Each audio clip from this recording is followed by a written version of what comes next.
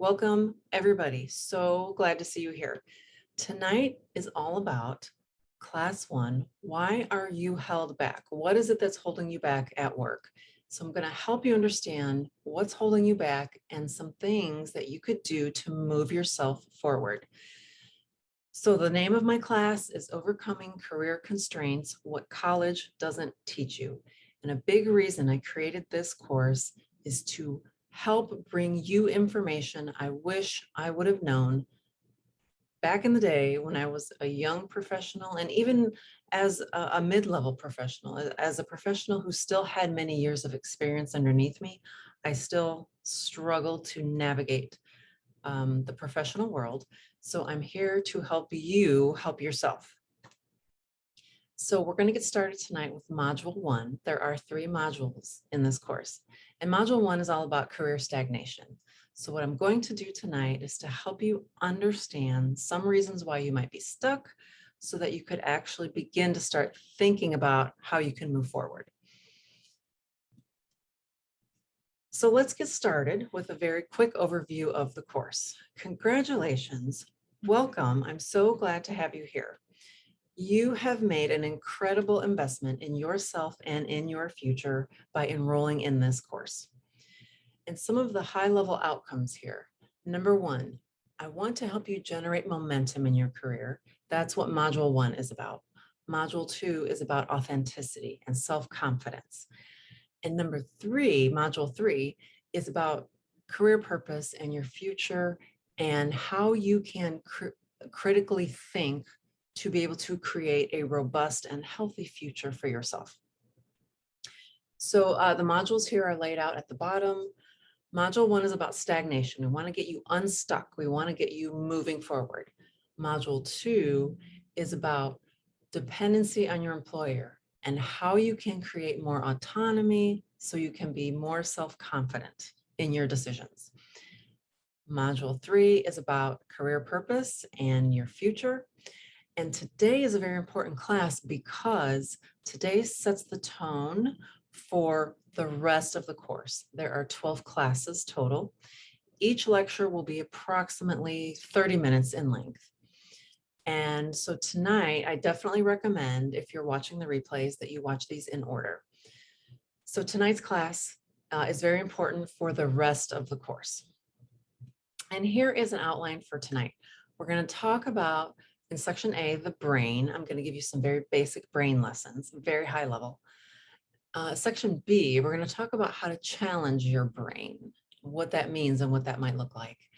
Section C, we're going to start getting into some nitty gritty. We're going to talk about the difference between fact and fiction. What is the difference between fact and fiction, and why does it matter in your life? And we will wrap it up with a great conclusion at the end. So let's get started with a very basic lesson about your brain. Here I have a simple diagram, and I don't want you to memorize the diagram. But what I do want you to understand is the power of your frontal lobe. So our frontal lobe is what distinguishes us humans from the animal world. So us humans, we have all of these abilities here that I've listed and then some that animals don't have. We can solve complex problems, for example. We know how to plan and strategize. We know how to use reasoning. We know how to manage our emotions. We know how to process data. We know how to think back into our memory bank. And the other thing I want you to know about the frontal lobe is that it's very interesting. It is not fully developed until around the age of 25, which is kind of fascinating to me. And if you want to learn more about the brain and its parts, then go ahead and visit this website here that I've listed on this slide. All of you will get a copy of the slides. So the main takeaway here is that your frontal lobe is the most powerful tool that you own today. It's the most powerful tool you will ever own in your life. So the next basic lesson I want to teach you about your brain is that your brain has brain cells, and these cells are called neurons. These neurons take in information and send information away from the brain. And they do that through neural pathways. So pathways connect one neuron to another. Every time you have a thought about something, or you think back to a belief that you hold, your brain forms the same pattern. So thought is associated with a pattern in your brain. And what I'm explaining here is that every time you think that thought, or every time you go back to that belief, the same pattern, the same neural pathway is stimulated in your brain. And what happens is your brain attaches a meaning to that pattern. And you could think of something as simple as an apple, or as complicated as, let's say, an emotion, such as love or integrity. All of these things that you think about in your brain are associated with specific neural pathways. So same thought equals the same pattern. And if you would like to learn more information about neural pathways, please visit this website here that I've listed on my slide. The big takeaway from this slide here is that your neural pathways can be deep or they can be shallow. And this is very important for the rest of our presentation tonight. Essentially, the more you think a certain thought, the harder your belief is, the deeper that neural pathway is. So let's move on and talk about why that's important. So neural pathways can be created. You can create new ones. That's the beauty of the brain. And this might happen if you encounter a brand new piece of information that makes you want to change a habit or an action very quickly on the spot. For example, if you've ever known someone who's received a diagnosis and immediately they change their lifestyle on the spot, it was non-negotiable. That's an example of them creating a new neural pathway on the spot. The other thing we can do with neural pathways is we can change them. And what that looks like here, I've listed in numbers 1 through 4. Number 1, what happens is your brain goes back to the old idea or the old belief. And then the brain is open to receiving new information. And from there, your neural pathway gradually changes as you change your perception of that old idea. And what's happening there is you are reinforcing a new neural pathway in your brain. And when we change our beliefs or our neural pathways like this, we refer to it as neuroplasticity. Essentially, our brain is plastic. It is meant to form and change and to keep evolving over time. Neuroplasticity is what makes it possible for us to learn and grow and develop as a species. Okay, so this is very important, again, for the rest of tonight and for the rest of the course. So again, neural pathways can be created on the spot, or they can be gradually changed over time. Now we're going to go to section B, and we're going to talk about how we can challenge our brains. But before we talk about challenging our brains, what I want you to know is that our brain was really designed to keep us alive back in the day when we used to live, let's say like the Flintstones. Sometimes we didn't know if a noise out there was a predator or if it was a prey. So the theory is that our motivational triad encourages our brain to seek pleasure, to avoid pain, and to also conserve energy. And when we think about the way we live today in our modern day lives, surely we can think of examples where we constantly may want to seek pleasure. Of course, we like being happy and comfortable. It feels great. Of course, we want to avoid pain. Most people don't like sitting in anxiety or fear or stress or all of the other negative emotions that we encounter. But number 3, conserving energy. This one I want to talk about just a little bit more. So our brain likes to conserve energy, which means it doesn't necessarily want to do work. And what that means is that your brain, if it encounters something new that it's not familiar with, it's going to try to motivate you to stop. Or it might tell you you're going to die if you try to do this. It might say, you know what, if you take a new job, you're going to have to start over. You might have to move somewhere new. And that's uncomfortable to me. So you better not do it. Let's just not try it. Or maybe you think about starting a new hobby, or you want to start a side business. Your brain might offer you thoughts such as, who are you to think you could do this? You've never done that before. Why do you think you could be successful? Your brain is just trying to keep you safe. That's all it's trying to do. And so what I want you to know is in bold here, I put the strong neural pathways. Your brain loves going back to the strong neural pathways that it has created for you in the past. That's efficiency. That's an example of the brain essentially being lazy. It's trying to conserve energy. It just wants to go back to what it knows. That's its job.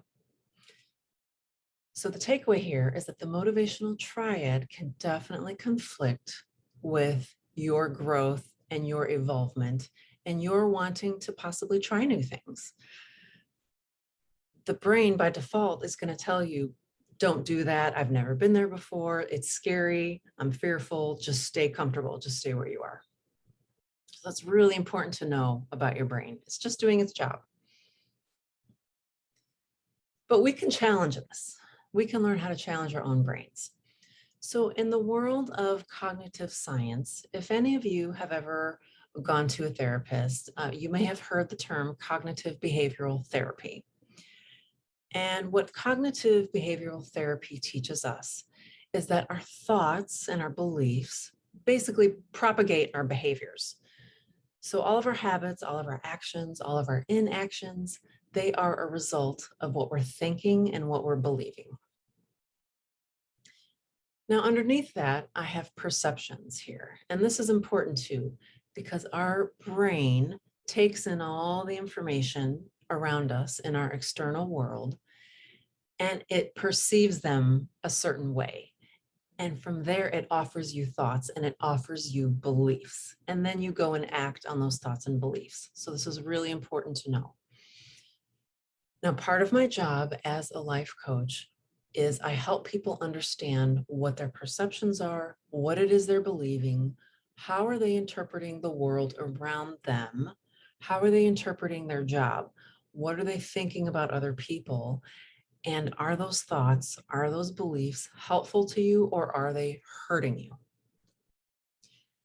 So the goal of this course is for me to help you manipulate your ability for your brain to engage in neuroplasticity so that you can reconcile in your life reality versus your desires.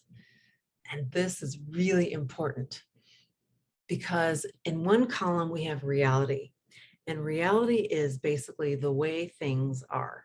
The world is a certain way, people are a certain way, and that is reality. Essentially, you cannot change reality. In the other column, we have our own desires, we have our wishes, we have the way we think the world should be, we have the way we think other people should act. And when we compare these two columns, reality versus our own desires, there's oftentimes a big gap between the two. And that's what causes us pain and suffering in our life. So I help you reconcile the gap between reality versus what it is you want in the world. And that's the whole premise behind this course. Now, this leads us to section C. So we're going to talk about fact versus fiction. Now, I explained to you what neuroplasticity is and why it's important. And what I want you to understand is that neuroplasticity, if you want to help yourself change beliefs that are not working for you, you have to first understand what those beliefs are. What do they look like? So this is a tool when I talk about separating fact from fiction or situations from beliefs, this one tool alone can help you immensely in your life. If you could really recognize the difference between what it is you're believing versus what are the true facts out there, that could be a game changer for you. So a very easy explanation is that a fact or a situation around you is objective. There's no opinion inserted into a fact. And usually facts or situations are external to you. So that could include the news, that's external to you. It includes other people, the things people say and the things people do. Your job is external to you. It's just a situation. The pandemic, COVID, that is an external situation. Okay, so those are all facts, those are all objective. Those in general are things you cannot change.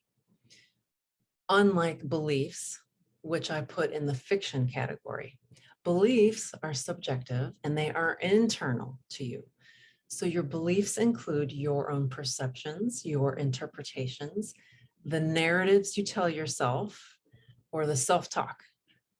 Another way to describe it could be head trash for those of us who feed ourselves negative beliefs.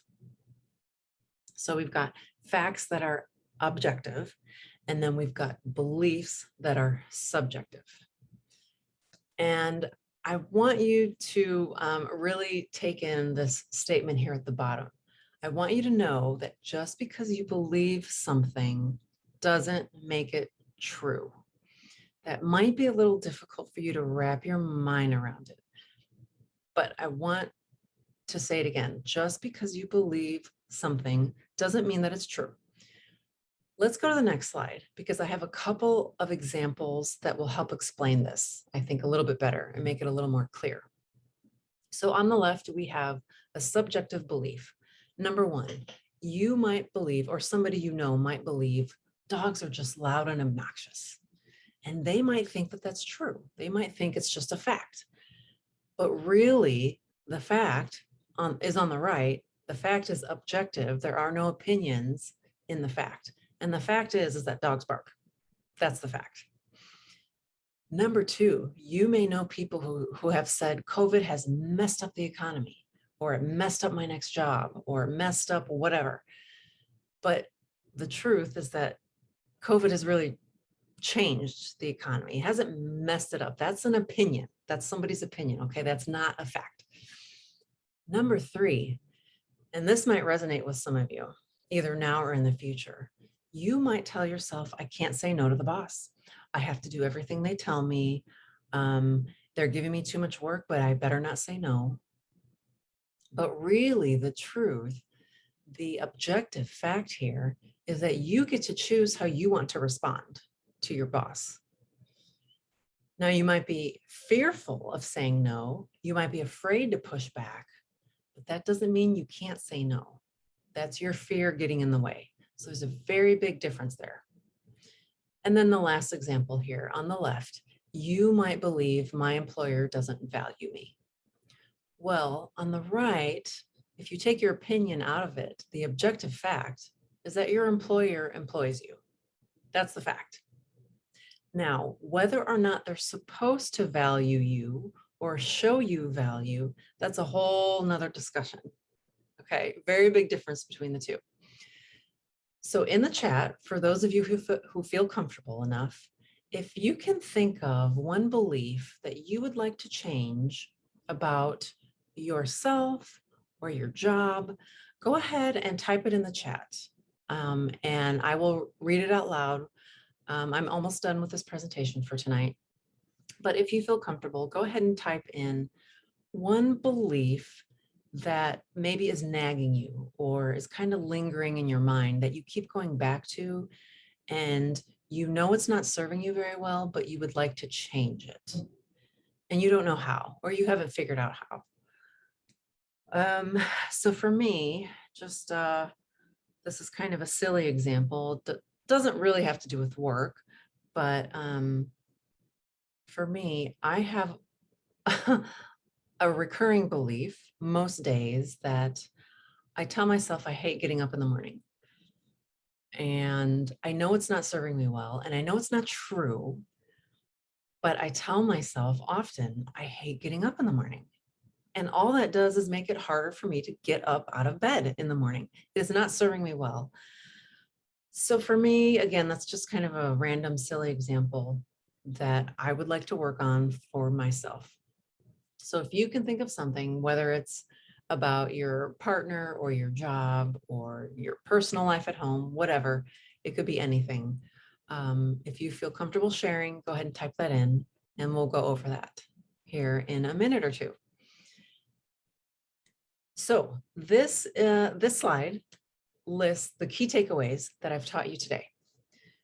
So why is it important to differentiate situations from beliefs? Well, because number one, your brain interprets external situations, and those interpretations are called beliefs.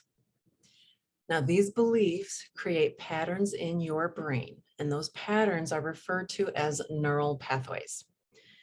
Now, the stronger the neural pathway, the stronger your belief. And what that means is that thanks to the motivational triad, the stronger your belief, the easier it is for your brain to continue to go back to that belief.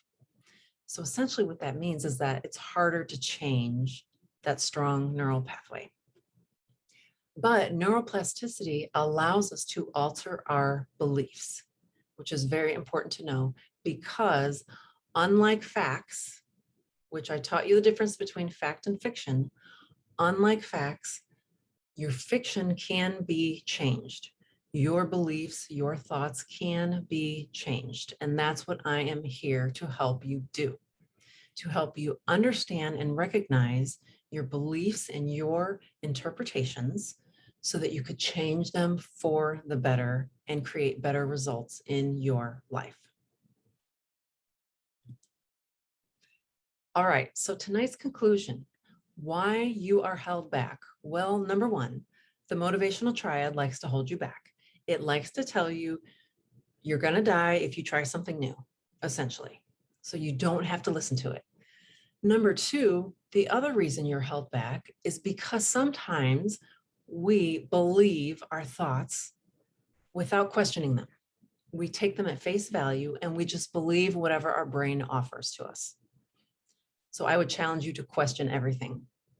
Number three, another reason we're held back is because we do have self-limiting beliefs, and we tend to go back to some of these self-limiting beliefs that build stronger neural pathways. So an example of self-limiting beliefs would be, I don't know if I'm good enough to apply for this job, or I don't know if my boss really likes me, or I wonder what my customers think of me. Any kind of self-doubt could be a self-limiting belief. And then number four, a lack of self-confidence also holds you back. Now, we're not talking about self-confidence today. That will be saved for Module 2. Module 2 is all about autonomy and self-confidence. We're not quite ready to talk about self-confidence yet, but what I do want you to understand is that every person has an issue with their own self-confidence. I promise it is not just you. And after taking this class, I guarantee you your self-confidence will be higher. No doubt about it. So this career building course will help you resolve all four of these reasons, all four of these things that are holding you back in your career. And I always love ending my presentations with a phenomenal quote. I am not a product of my circumstances. I am a product of my decisions. Stephen Covey is the famous author of 7 Habits of Highly Effective People. What is next? Well, you are going to receive, and I think this will be tomorrow. Tomorrow you will receive this video replay, and there are worksheets that go along with every single lecture.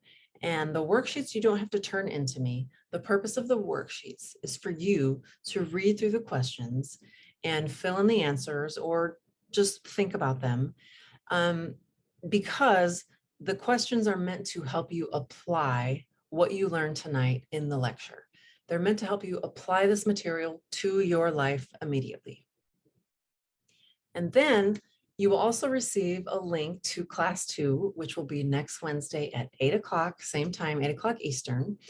And I will also, in the email, help you understand what the payment options are for those of you who want to enroll and keep going and complete the whole class to help yourself transform your own career. Now, next week in Class 2, we're going to talk about thoughts and feelings, and I'm going to help you understand the purpose of your thoughts and the purpose of your feelings and how we can use them to create better results in our life. And it also is helpful to know how we misuse thoughts and feelings. So we're going to talk about that next week.